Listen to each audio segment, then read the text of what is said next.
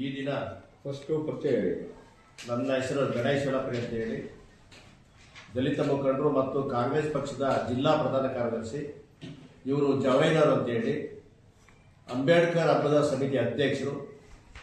ಲಕ್ಷ್ಮಣ ವಿಜಾಪುರ ಅಂತೇಳಿ DSSನವರು. ನಮ್ಮ ಮಂಜು ಅವರು ಕೆಂದೇಣಿ ಅವರು. ಚಂದ್ರಣ್ಣ ಅಂತೇಳಿ DSS ಜಿಲ್ಲಾ ಸಂಘಟನಾ ಸಂಚಾಲಕರು. ನಮ್ಮ BT ಹರೀಶ್ ಅಂತೇಳಿ ತಾಲೂಕು ಸಂಚಾಲಕರು DSS ಗುರುಪ್ರಸಾದ್ ಕಡ.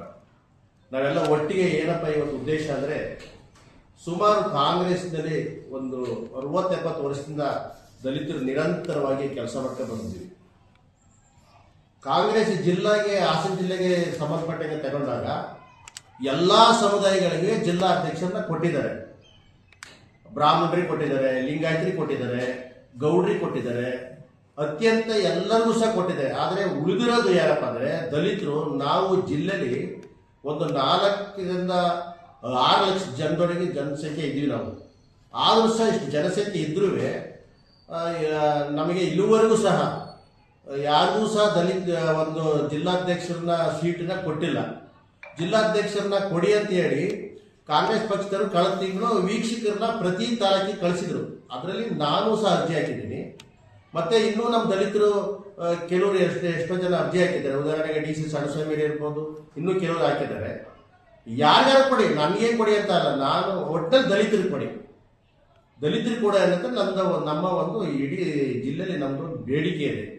ಈ ಬೇಡಿಕೆಯನ್ನ ಏನು ನಮ್ಮ ಹೈಕಮಾಂಡ್, ಕಾಂಗ್ರೆಸ್ ಹೈಕಮಾಂಡ್ ಏನಿದ್ದಾರೆ ಅದನ್ನ ಈ ಸಲ ಕಾಂಗ್ರೆಸ್ನವರು ನಮ್ಮ ದಲಿತರಿಗೆ ಕೊಟ್ಟರೆ ಜಿಲ್ಲೆಯಲ್ಲಿ ಕಾಂಗ್ರೆಸ್ ಪಕ್ಷವನ್ನ ಸದೃಢವಾಗಿ ಬೆಳೆಸಲಿಕ್ಕೆ ಒಂದು ಬಲ ಸಿಕ್ತಂತಾಗ್ತದೆ ಅಂತ ನನ್ನ ಒಂದು ಅಭಿಲಾಷೆ. ಅದನ್ನು ನಾವು ನಿರಂತರವಾಗಿ ನೀವು ನೋಡ್ತಾ ಇರ್ಬೋದು, ಜನಸಾಮಾನ್ಯರು ಮಾತಾಡ್ತಾರೆ, ದಲಿತರೆಲ್ಲ ಕಾಂಗ್ರೆಸ್ ಅಂತ ಒಂದು ಬೆಟ್ ಮಾಡಿಬಿಟ್ಟಿದ್ದಾರೆ. ಆದರೂ ಸಹ ನಾವು ಅಷ್ಟೊಂದು ಕಾಂಗ್ರೆಸ್ ಅಭಿಮಾನಿಗಳಾಗಿ, ವೋಟರ್ಸ್ ಆಗಿ, ಕಾಂಗ್ರೆಸ್ ಪಕ್ಷದ ಕಾರ್ಯಕರ್ತರಾಗಿ, ಪ್ರಧಾನ ಕಾರ್ಯದರ್ಶಿಯಾಗಿ ದುಡಿತಿದ್ರು ಸಹ ಇಲ್ಲಿವರೆಗೂ ನಮಗೊಂದು ಅವಕಾಶ ಸಿಕ್ಕಿಲ್ಲ ಜಿಲ್ಲೆ ಒಳಗೆ.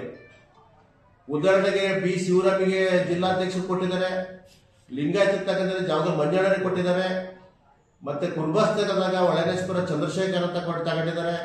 ಆದರೆ ದಲಿತರು ಏನು ಮಾಡಿದ್ದೀವಿ ಜಿಲ್ಲೆ ಕಾಂಗ್ರೆಸ್ಸಲ್ಲಿ ಅಂತಂದರೆ ಗೊತ್ತಾಗ್ತಾ ಇಲ್ಲ. ದಲಿತರಿಗೆ ಮೀಸಲು ಕ್ಷೇತ್ರಕ್ಕೆ ನಮ್ಮ ಜಿಲ್ಲೆಯವರಿಗೆ ಕೊಡ್ತಾ ಇಲ್ಲ MLA ಸೀಟನ್ನು. ಉದಾಹರಣೆಗೆ ಸಕಲೇಶ್ಪುರದಲ್ಲಿ ನಮ್ಮ ದಲಿತರಿಗಾಗಿ ಒಂದು ಮೀಸಲು ಸೀಟ್ ಬಂದಿದೆ. ಅದನ್ನ ಪ್ರತಿ ಸಲವೇ ಬೇರೆ ಬೇರೆ ಜಿಲ್ಲೆಯವರಿಗೆ ತಂದು ಕೊಡೋದು. ಆದರೆ ಈ ಜಿಲ್ಲೆಯಲ್ಲಿ ದಲಿತರು ಸಮರ್ಥರಿಲ್ವಾ ಅಂತ ನಮಗೆ ಒಂದು ಆಲೋಚನೆ ಆಗ್ಬಿಟ್ಟಿದೆ. ಅದನ್ನ ನಿಭಾಯಿಸುವಂಥ ಬುದ್ಧಿವಂತಿಕೆ ಇಲ್ವಾ, ಅಥವಾ ಅದನ್ನು ನಿಭಾಯಿಸುವಷ್ಟು ಕೆಪಾಸಿಟಿ ಇಲ್ವಾ, ಅದನ್ನ ನಿಭಾಯಿಸುವಷ್ಟು ಅರ್ಹತೆ ಅಲ್ವಾ ಅನ್ನೋದು ನಮಗೂ ಒಂದು ಯಕ್ಷ ಪ್ರಶ್ನೆ ಆಗ್ಬಿಟ್ಟಿದೆ. ಅದರಿಂದ ಇವೆಲ್ಲನೂ ಮನಗಂಡು ಈ ಸಲ ಏನು ಜಿಲ್ಲಾಧ್ಯಕ್ಷರ ಸೀಟ್ ಇದೆ ಅದನ್ನ ದಲಿತರಿಗೆ ಕೊಡಬೇಕು ಅಂತ ಹೇಳಿ ಈ ಮೂಲಕ ನನ್ನ ಒಂದು ಒತ್ತಾಯ ಮಾಡ್ತೀನಿ. ದಯವಿಟ್ಟು ಇದನ್ನ ಹೈಕಮಾಂಡ್ ಈ ಮಾತನ್ನ, ಇದನ್ನ ನಮ್ಮ ಒತ್ತಾಯವನ್ನ ಪರಿಗಣಿಸಿ ದಲಿತರಿಗೆ ಕೊಡಬೇಕು ಅಂತ ನಮ್ಮ ಒಂದು ಬೇಡಿಕೆ. ಮುಂದುವರೆದು ನಮ್ಮ ಜವರೇನರು ಒಂದೇನು ಮಾತನಾಡ್ತಾರೆ.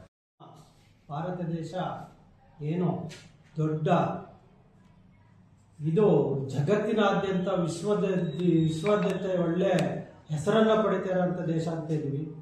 ಆದರೆ ಈ ದೇಶದಲ್ಲಿ ನಮ್ಮ ದಲಿತರಿಗೆ ಆಗ್ತಿರುವಂಥ ಅನ್ಯಾಯ, AICC ಅಧ್ಯಕ್ಷರಾದಂಥ ಸನ್ಮಾನ್ಯ ಶ್ರೀ ಮಲ್ಲಿಕಾರ್ಜುನ ಖರ್ಗೆ ಅವರಿಗೆ ದಲಿತರವನ್ನು ಒಂದೇ ಒಂದು ಕಾರಣಕ್ಕೆ ರಾಮಲೀಲಾ ಮೈದಾನದಲ್ಲಿ ಅವರ ನಿಂತು ಭಾಷಣ ಮಾಡಿದಂತಹ ಸ್ಥಳವನ್ನ ಈ ದೇಶದಲ್ಲಿ ನಾವೆಲ್ಲ ಹಿಂದೂಗಳು, ನಾವೆಲ್ಲ ಒಂದು, ನಾವೆಲ್ಲ ಮುಂದು ಅಂತ ಹೇಳುವಂತಹ RSS, ಬಜರಂಗ ದಳ, ಶ್ರೀರಾಮ್ ಸೇನೆ ಇವರೆಲ್ಲರೂ ಸಹ ಏನು ಈ ದಲಿತರನ್ನ ಕೀಳು ಜಾತಿಯಿಂದ ನೋಡ್ತಾ ಇದ್ದಾರೋ, ಕೀಳು ಮನೋಭಾವದಿಂದ ನೋಡ್ತಾ ಇದ್ದಾರೋ, ಆ ಹೋಮ ಹವನವನ್ನ ಮಾಡಿ ಈ ದೇಶದಲ್ಲಿ ಸ್ಥಳವನ್ನ ಸ್ವಚ್ಛಗೊಳಿಸ್ತಾರೆ. ಅಂದ್ರೆ ಈ ದೇಶದಲ್ಲಿ ಇನ್ನು ಎಷ್ಟು ಕೆಳಮಟ್ಟದ ಪರಿಸ್ಥಿತಿ ಇದೆ ಅನ್ನೋದನ್ನ ನಾವು ದಲಿತರು ಯೋಚನೆ ಮಾಡಬೇಕಾಗಿದೆ. ಈ ದಲಿತರು ಬಹಳಷ್ಟು ನೋವನ್ನು ಅನುಭವಿಸ್ತಾ ಇದ್ದೀವಿ. ಇಲ್ಲಿ ಭಾರತ ದೇಶದಾದ್ಯಂತ ಇದನ್ನ ಪತ್ರಕರ್ತರು ಎಲ್ಲರೂ ಏನು ಪ್ರಸಾರ ಮಾಡಬೇಕಿತ್ತು, ಆದ್ರೆ ಯಾರು ಸಹ ಸರಿಯಾಗಿ ಪ್ರಸಾರ ಮಾಡಲಿಲ್ಲ. ಮೈದಾನದಲ್ಲಿ ಆಗಿದ್ದಂತಹ ಇದನ್ನ ನಾವು ಖಂಡಿಸ್ತೀವಿ. ಏನು ಸ್ವಚ್ಛತಾ ಕಾರ್ಯಕ್ರಮವನ್ನು ನಾವು ಖಂಡಿಸ್ತೀವಿ. ಈ ದೇಶದಲ್ಲಿ ಪೂರ್ತಿ ನಾವು ಅವರನ್ನ ಈ ಏನು PCR ಆಕ್ಟ್ ಪ್ರಕಾರ ಅವರಿಗೆ ಏನು ಶಿಕ್ಷೆಯನ್ನ ಕೊಡಬೇಕು ಕೊಟ್ಟು ಅವರನ್ನ ಈ ದೇಶದಿಂದ ಗಡಿಪಾರು ಮಾಡಬೇಕು ಅಂತ ಕೇಳ್ತಾ ನಮ್ಮ ಈ ಸಂಘಟನೆ ವತಿಯಿಂದ ಆಗ್ರಹ ಮಾಡ್ತೀವಿ.